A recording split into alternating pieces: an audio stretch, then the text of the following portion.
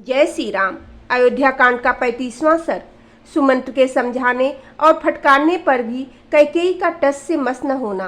तदंतर होश में आने पर सारथी सुमंत्र सहसा उठकर खड़े हो गए। उनके मन में बड़ा संताप हुआ। जो अमंगलकारी था वे क्रोध के मारे कांपने लगे।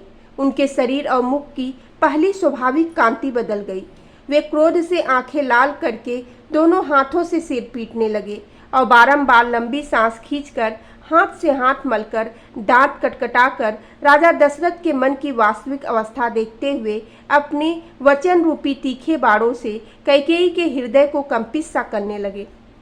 अपने अशुभ एवं अनुपम वचन रूपी वज्र से कैकेयी के सारे मर्म स्थानों को विदीर्ण से करते हुए सुमंत्र ने उससे इस प्रकार कहना आरंभ किया।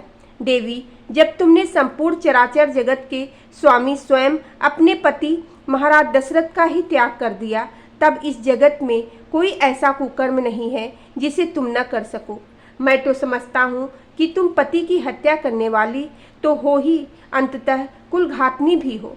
ओह, जो देवराज इंद्र के समान अजय, पर्वत के समान अकंपनीय और महासागर के समान क्षोभ रहित है, उन महाराज दशरथ को भी तुम अपने कर्मों से संतप्त कर रही हो। राजा दशरथ तुम्हारे पति, पालक और वरदाता हैं। तुम इनका अपमान न करो। नारियों के लिए पति की इच्छा का महत्व करोड़ों पुत्रों से भी अधिक है। इस कुल में राजा का परलोकवास हो जाने पर उसके पुत्रों की अवस्था का विचार करके जो ज्येष्ठ पुत्र होते हैं वे ही राज्य पाते हैं।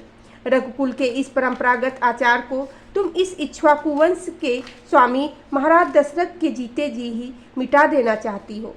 तुम्हारे पुत्र भरत राजा हो जाए और इस पृथ्वी का शासन करें, किंतु हम लोग तो वहीं चले जाएंगे जहाँ श्री राम जाएंगे। तुम्हारे राज्य में कोई भी ब्राह्मण निवास नहीं करेगा। यदि तुम आज वैसा मर्यादाहीन कर्म करोगी तो निश्चय ही हम सब लोग उसी मार्ग पर चले जाएंगे जिसका श्री राम ने सेवन किया। संपूर्ण बंधु बांधव और सदाचारी ब्राह्मण भी तुम्हारा त्याग कर देंगे। देवी, फिर इस राज्य को पाकर तुम्हें क्या आनंद मिलेगा? ओह, तुम ऐसा मर्यादाहीन कर्म करना चाहती हो। मुझे तो यह देखकर आश्चर्य सा हो रहा है कि तुम्हारे इतने बड़े अत्याचार करने पर भी पृथ्वी तुरंत फट क्यों नहीं गई, अथवा बड़े बड़े महर्षियों के धिक्कारपूर्ण वाग्दंड जो देखने में भयंकर और जला कर भस्म कर देने वाले होते हैं, श्री राम को घर से निकालने के लिए तैयार खड़ी हुई तुम जैसी पाषाण हृदया का सर्वनाश क्यों नहीं कर डालते हैं? भला आम को कुल्हाड़ी से काटकर उसकी जगह नीम का सेवन कौन करेगा? जो आम की जगह नीम को ही दूध से सींचता है, उसके लिए भी यह नीम मीठा फल देने वाला नहीं हो सकता। अतः वरदान के बहाने श्री राम को वनवास देकर कैकेयी के चित्त को संतुष्ट करना राजा के लिए कभी सुखद परिणाम का जनक नहीं हो सका। कैकेयी, मैं समझता हूँ कि तुम्हारी माता का अपने कुल के अनुरूप जैसा स्वभाव था वैसा ही तुम्हारा भी है। लोक में कही जाने वाली यह कहावत सत्य ही है कि नीम से मधु नहीं टपकता। तुम्हारी माता के दुराग्रह की बात भी हम जानते हैं। इसके विषय में पहले जैसा सुना गया है वह बताया जाता है कि एक समय किसी वर देने वाले साधु ने तुम्हारे पिता को अत्यंत उत्तम वर दिया था। उस वर के प्रभाव से कैकेयी नरेश समस्त प्राणियों की बोली भाषा समझने लगे। तिर्यक योनि में पड़े हुए प्राणियों की बातें भी उनकी समझ में आ जाती थी। एक दिन तुम्हारे महातेजस्वी पिता शैया पर लेटे हुए थे।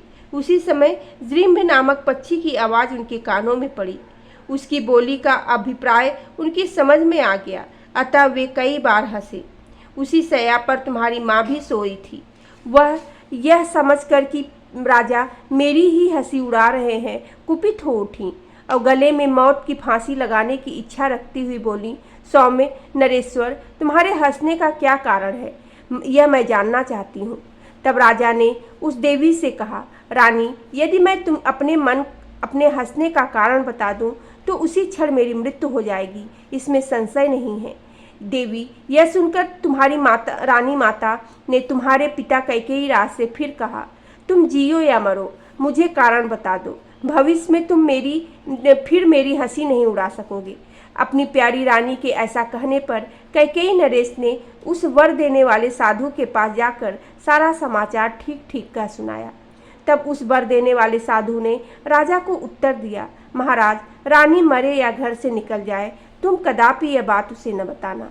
प्रसन्न चित्त वाले उस साधु का यह वचन सुनकर कैकेयी नरेश ने तुम्हारी माता को तुरंत घर से निकाल दिया और स्वयं कुबेर के समान विहार करने लगे।